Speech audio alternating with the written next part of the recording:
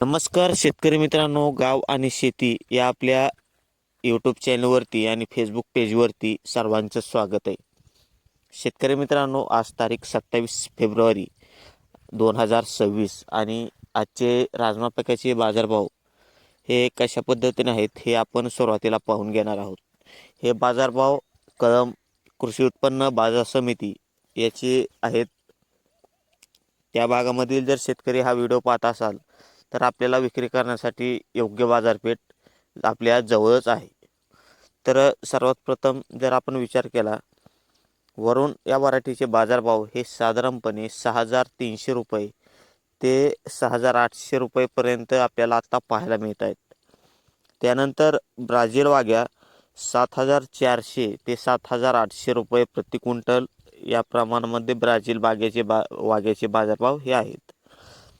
त्यानंतर साधा वाघ्या साधारणपणे 7,100 ते 7,200 रुपये प्रति क्विंटल या प्रमाणामध्ये बाजारभाव हा आपल्याला पाहायला मिळतोय.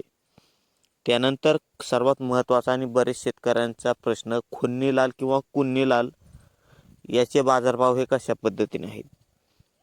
तर कमीत कमी 6,300 रुपये ते जास्तीत जास्त 6,800 रुपये प्रति क्विंटल या प्रमाणामध्ये खुन्नी लालचे बाजारभाव हे आपल्याला आता पाहायला मिळत आहेत.